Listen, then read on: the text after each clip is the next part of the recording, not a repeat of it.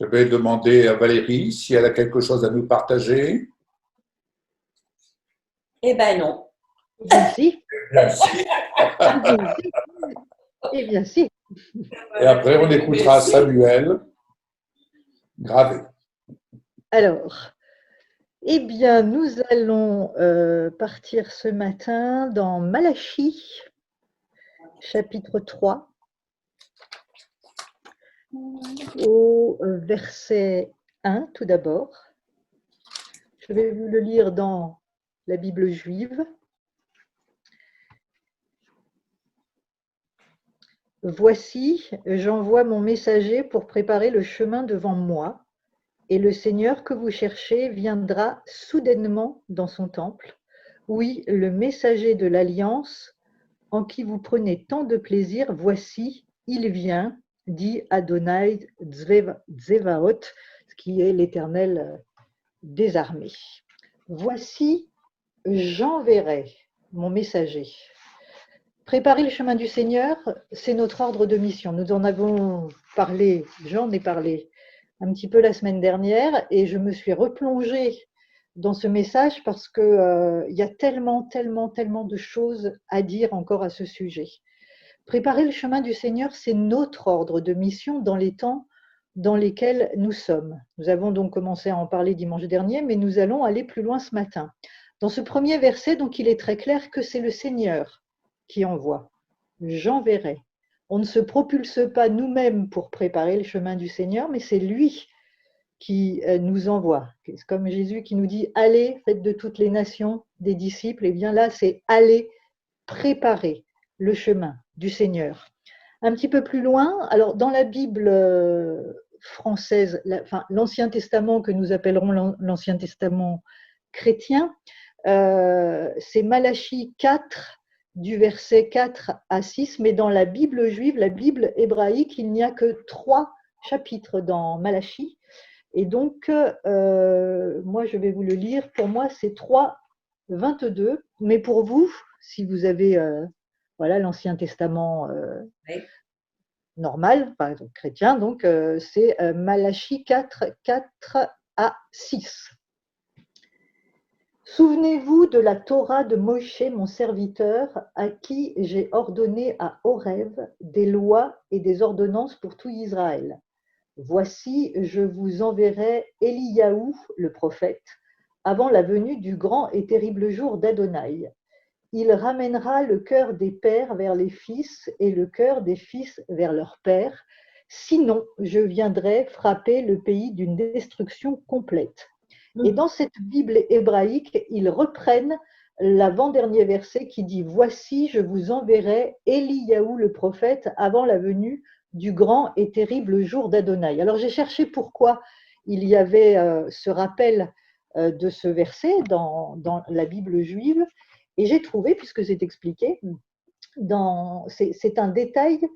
Il y a des fins différentes dans 4 livres de l'Ancien Testament que eux appellent le Tanakh, disent-ils, puisque le H se dit Ch en hébreu.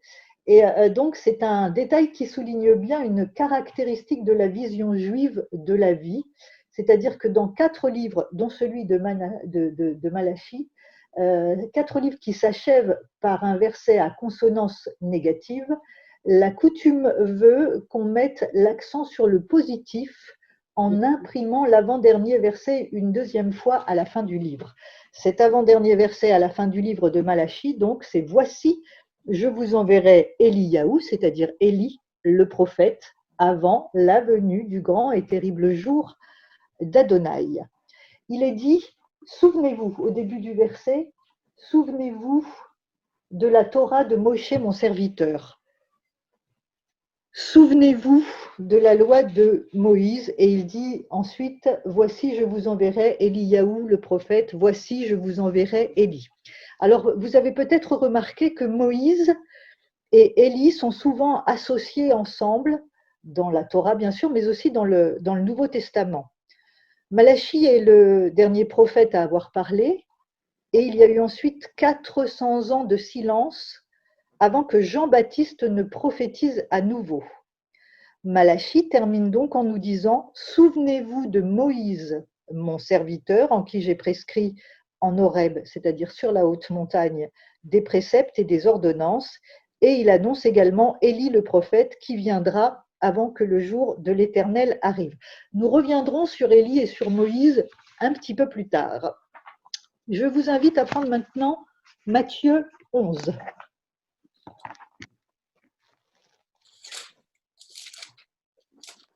Il est question de Jean-Baptiste. Jean-Baptiste qui dans la Bible, dans la traduction hébraïque, est appelé, alors Jean c'est Yohanan, mais Baptiste c'est l'immergeur. Yohanan l'immergeur, qui est beaucoup plus parlant, je trouve, que Jean-Baptiste. Yohanan l'immergeur. Alors, Jésus et Jean-Baptiste, donc, dans Matthieu 11. Lorsque Jésus eut achevé de donner ses instructions à ses 12 disciples, il partit de là pour enseigner et prêcher dans les villes du pays. Jean, ayant entendu parler dans sa prison des œuvres du Christ, lui fit dire par ses disciples « Es-tu celui qui doit venir ou devons-nous en attendre un autre ?» Jésus leur répondit « Allez, rapportez à Jean ce que vous entendez et ce que vous voyez. Les aveugles voient, les boiteux marchent, les lépreux sont purifiés, les sourds entendent, les morts ressuscitent et la bonne nouvelle est annoncée aux pauvres. Heureux celui pour qui je ne serai pas une occasion de chute. » Comme il s'en allait, Jésus se mit à dire à la foule au sujet de Jean. « Qu'êtes-vous allé voir au désert? Un roseau agité par le vent? Mais qu'êtes-vous allé voir? Un homme vêtu d'habits précieux? Voici ceux qui portent des habits précieux sont dans les maisons des rois. Qu'êtes-vous donc allé voir? Un prophète? Oui, vous dis-je, et plus qu'un prophète, car c'est celui dont il est écrit « Voici, j'envoie mon messager devant ta face pour préparer ton chemin devant toi. » Je vous le dis en vérité, parmi ceux qui sont nés de femmes, il n'en a point paru de plus grand que Jean-Baptiste. Cependant, le plus petit dans le royaume des cieux est plus grand que lui. Depuis le temps de Jean-Baptiste jusqu'à présent, le royaume des cieux est forcé, et ce sont les violents qui s'en emparent, car tous les prophètes et la loi ont prophétisé jusqu'à Jean. Et si vous voulez le comprendre, c'est lui qui est l'Élie qui devait venir. Que celui qui a des oreilles pour entendre, entende. Et si vous voulez le comprendre, c'est lui qui est l'Élie qui devait venir. Que celui qui a des oreilles pour entendre, entende. Jésus n'emploie pas ces mots par hasard. Il nous renvoie directement à Matthieu 13 au verset 16. Heureux sont vos yeux parce qu'ils voient et vos oreilles parce qu'elles entendent. Beaucoup de prophètes et de justes ont désiré voir ce que vous voyez. Heureux sommes-nous, nous qui sommes parvenus dans ces temps, parce que nous voyons tous les événements qui se mettent en place pour la deuxième venue de Jésus, la venue du Messie, et nous qui sommes donc appelés à préparer son chemin. Et puis, moi, ça a fait une résonance particulière dans mon esprit quand j'entendais Jésus dire que celui qui a des oreilles pour entendre, entende, et je l'imaginais, nous imaginons-nous cette dernière génération, parce que je crois qu'il s'adressait à nous quand il dit que celui qui a des oreilles pour entendre, entendre, parce que moi, ça m'a ramené directement à l'Apocalypse, Apocalypse 2:7, que celui qui a des oreilles pour entendre, entende ce que l'Esprit dit aux églises. Nous sommes clairement dans ces temps messianiques dans lesquels nous sommes en train de préparer le retour Amen. du Seigneur. Alors, revenons à Jean-Baptiste. Donc, Yohanan l'immergeur, dans la traduction de la Bible juive. Que sait-on de lui? Luc 1:17 nous apprend qu'il était rempli du Saint-Esprit dès le sein de sa mère. Et c'est le message de ce matin. Je ne sais pas si vous avez tilté, mais le Seigneur nous rappelle qu'il nous a choisis dès le sein de notre mère pour être ses messagers. Jean-Baptiste était rempli, lui, du Saint-Esprit dès le sein de sa mère. Le Seigneur lui dit de lui qu'il ramènera plusieurs des fils d'Israël au Seigneur leur Dieu, qu'il marchera devant Dieu avec l'esprit et la puissance d'Élie, pour ramener le cœur des pères vers les enfants et les rebelles à la sagesse des justes, afin de préparer au Seigneur un peuple bien disposé. Quel programme! Yves, tu disais ce matin que nous étions appelés à parler à tout le monde. Tout le monde.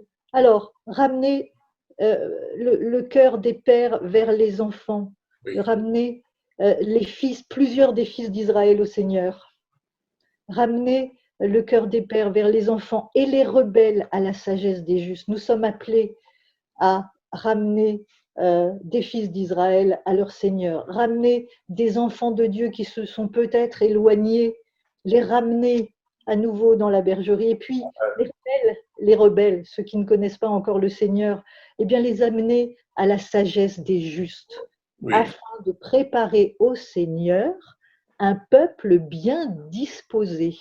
Alléluia. Appelé à préparer le chemin du Seigneur et de préparer le peuple, à lui préparer un peuple bien disposé. Mais quel programme et quel honneur de pouvoir d'être appelé à faire toutes ces choses. Alors Jean-Baptiste, tout comme Élie, il était vêtu de poils de chameau. Élie, lui, était vêtu de poils de chèvre. Et il avait une ceinture de cuir autour de ses reins. On voit les références où il nous est dit que Jean-Baptiste était vêtu de poils de chameau, c'est Matthieu 3 au verset 4. Et puis les poils de chèvre, c'est dans 2 Rois 1,8 pour Élie. Une apparence de pauvreté qui reflète en fait, je crois, le dépouillement, certes matériel, mais surtout le dépouillement de leur certitude humaine, du levain humain. Oui. Ce dépouillement faisait qu'ils prophétisaient la parole pure de l'Éternel sans y ajouter leur petite graine, leur touche personnelle. Jérémie 15, 19, « Si tu sépares ce qui est précieux de ce qui est vil, tu seras comme ma bouche. » Élie et Jean-Baptiste, avec leurs poils de chameau et leurs poils de chèvre, avaient une apparence de pauvreté, et c'était en fait pas la pauvreté matérielle, quoi qu'ils n'étaient pas, évidemment, ils vivaient dans le désert, ils étaient au contact, dans une intimité des plus proches avec leur Seigneur, avec leur Dieu, avec l'Éternel. Ils étaient dépouillés, en fait, c'est ce qui faisait qu'ils étaient dépouillés de leur certitude, dépouillés, voilà, de toute leur petite touche personnelle humaine qui fait qu'ils pouvaient prophétiser la parole pure de l'Éternel.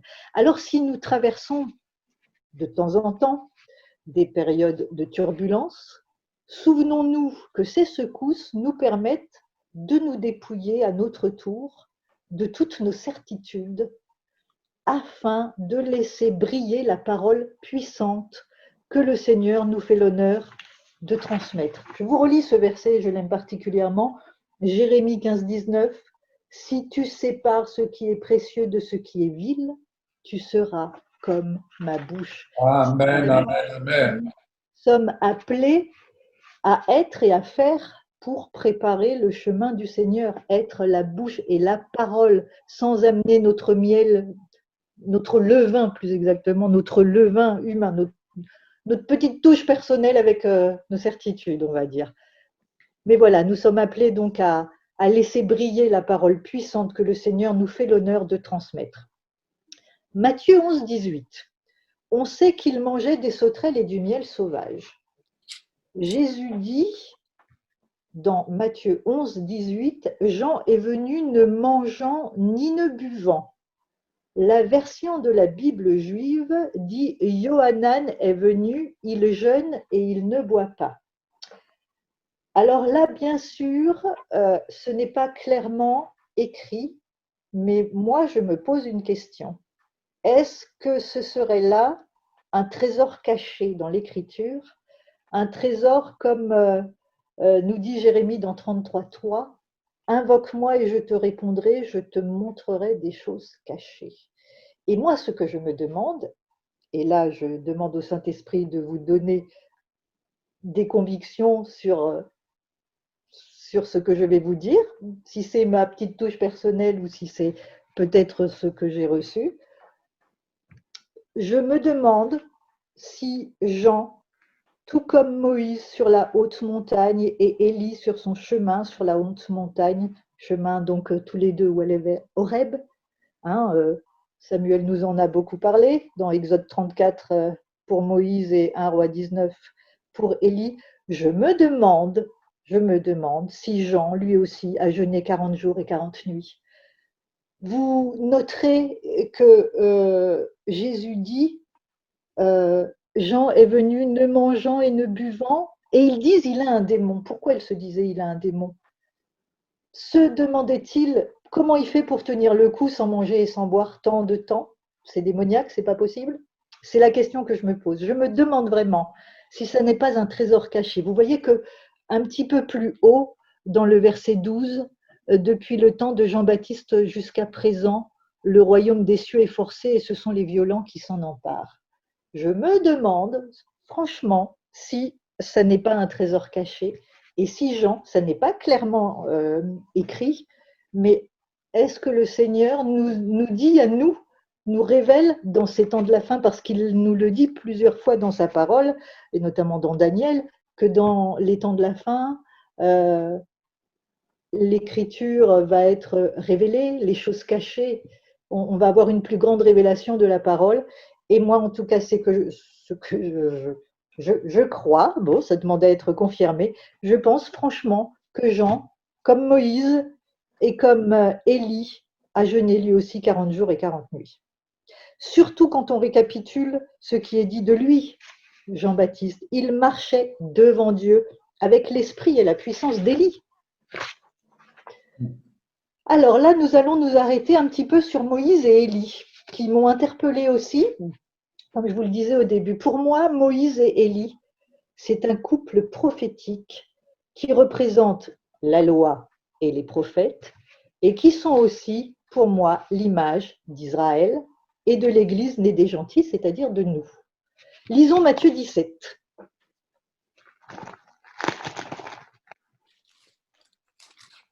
La transfiguration. Tout le monde est dans Matthieu 17? Oui, oui.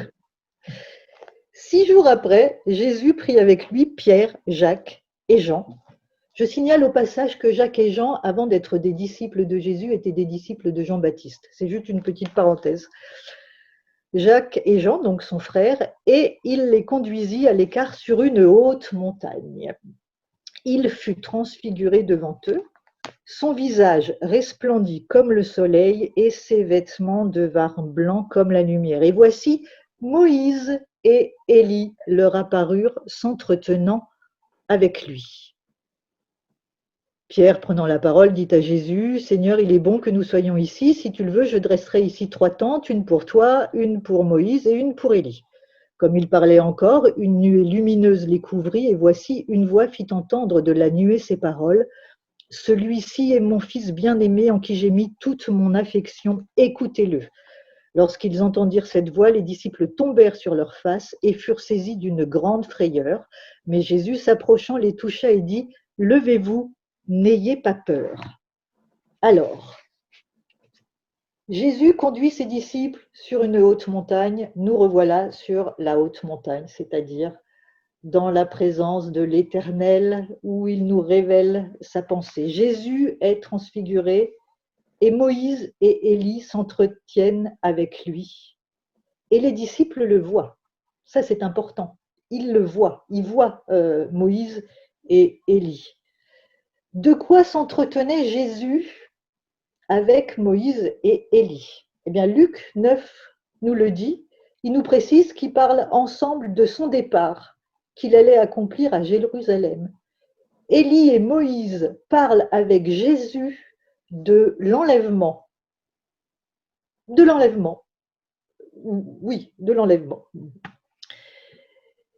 Et on sait avec certitude qu'Élie a été enlevé, puisque c'est écrit. Et on sait également que le corps de Moïse et sa sépulture n'ont jamais été retrouvés. Oui. Ce qui nous laisse penser bien que ce ne soit pas écrit, que là encore c'est un trésor caché et qu'il a été enlevé. Oui. D'ailleurs, le fait qu'ils apparaissent tous les deux nous confirme qu'ils sont tous les deux dans des corps glorifiés, donc ils ne sont pas passés par la mort. Amen. On dit Amen. S'ils reviennent tous les deux, Élie et Moïse, dans leur corps glorifié, puisque les disciples les voient, c'est qu'ils ne sont pas passés par la mort. Jésus a conduit ses disciples sur cette haute montagne pour qu'ils voient ce qui allait arriver. Jean, l'apôtre Jean, était sur cette haute montagne et lui, il a vu encore plus loin parce qu'il nous ramène dans l'Apocalypse et il les a vus, les deux témoins dans l'Apocalypse. Les deux témoins dans Apocalypse 11. Apocalypse 11. Ça, c'est un bonbon. Alléluia. Oh, vas-y, ma petite sœur. Vas-y. 11. Les deux témoins. On me donna un roseau semblable à une verge en disant « Lève-toi et mesure le temple de Dieu, l'autel et ceux qui y adorent. Mais le parvis extérieur du temple, laisse-le en dehors et ne le mesure pas, car il a été donné aux nations et elles fouleront aux pieds la ville sainte pendant 42 mois. 42 mois, ça fait 3 ans et demi. Je donnerai à mes deux témoins, nous voilà, le pouvoir de prophétiser revêtu de sac pendant 1260 jours. C'est encore 3 ans et demi. Ce sont les deux oliviers et les deux chandeliers qui se tiennent devant le Seigneur de la terre. Si quelqu'un veut leur faire du mal, du feu sort de leur bouche et dévore leurs ennemis. Et si quelqu'un veut leur faire du mal, il faut qu'ils soient tués de cette manière. Ils ont le pouvoir de fermer le ciel afin qu'il ne tombe point de pluie pendant les jours de leur prophétie. Élie. Et ils ont le pouvoir de changer les eaux en sang et de frapper la terre de toute espèce de plaie chaque fois qu'ils le voudront. Moïse. Amen. Les deux témoins, Élie et Moïse. Alors, Moïse, évidemment, moi je pense, à chacun son interprétation, je pense que le Moïse dont il est question, les deux témoins, ce n'est pas Moïse en personne, mais c'est Israël et les Juifs messianiques. Élie, c'est l'Église née des gentils, c'est-à-dire nous. Et nous revoilà avec ce couple prophétique de l'Église d'Israël, les Juifs messianiques, et de nous, ensemble, les deux témoins des derniers temps qui ont cette puissance. Élie, c'est aussi donc Jean-Baptiste, c'est-à-dire nous, c'est ce que je viens de dire. Alors, Moïse, ses jours étaient de 120 ans. Élie, on ne sait pas quel âge il avait quand il a été enlevé, mais ce n'était pas un jeune homme. En revanche, Jean-Baptiste, on sait qu'il avait 6 mois de plus que Jésus, et d'après les historiens, il serait mort à peu près 1 an avant Jésus, ce qui laisse penser qu'il aurait 31 ans et demi, 32 ans, quelque chose comme ça. C'est-à-dire que le ministère de Jean-Baptiste est un ministère qui a été relativement, et quand je dis relativement, court par rapport à Moïse, 120 ans, et puis Élie, dont on ne sait pas, mais on sait qu'il n'était pas jeune. Ce qui laisse à penser que l'Église des derniers temps, c'est-à-dire nous, disposons d'un temps beaucoup plus court pour préparer le chemin du Seigneur. Un temps beaucoup plus court, mais en même temps revêtu de la puissance. Jean-Baptiste était revêtu de la puissance d'Élie. Il avait l'esprit et la puissance d'Élie. Il était revêtu de cette puissance et je crois que c'est ce que le Seigneur nous dit ce matin au travers de ce message. Préparons le chemin du Seigneur, les temps sont courts, mais nous avons pour préparer le chemin du Seigneur toutes les armes, toute la panoplie dont Moïse et Élie étaient revêtus. Nous sommes, je crois, les Jean-Baptiste qui sommes appelés à préparer le chemin du Seigneur pour, alors je vais vous le relire, je le retrouve dans mes notes, parce que Jean-Baptiste, pour ramener plusieurs des fils d'Israël au Seigneur. Quelle merveille! Pour marcher devant Dieu avec l'esprit et la puissance d'Élie, pour ramener le cœur des pères vers les enfants et les rebelles à la sagesse des justes, afin de préparer au Seigneur un peuple bien disposé. Mais quel programme! Mais quel programme! Mais quelle merveille! Moi, ça m'enthousiasme quand je vois ça. Quel programme le Seigneur nous a fait l'ordre de mission, de préparer son chemin. Et on marche devant lui, c'est-à-dire il arrive, mais nous sommes en train de frayer son chemin, de le préparer et de lui préparer un peuple bien disposé. Voilà ce que je voulais vous dire ce matin de la part du Seigneur. Amen. Amen, Valérie. Et je voudrais te dire quelque chose, Valérie. Sandrine, avant de partir, elle a dit il fraye, je les vois, ils frayent le chemin devant le Seigneur. Amen. Ça, hein? Oui, oui. Ils frayent le chemin. Alléluia. Amen. Oh, merci Valérie. Merci, Oh, Valérie. sois bénie, petite sœur. Sois bénie. Servante de Dieu. Alléluia.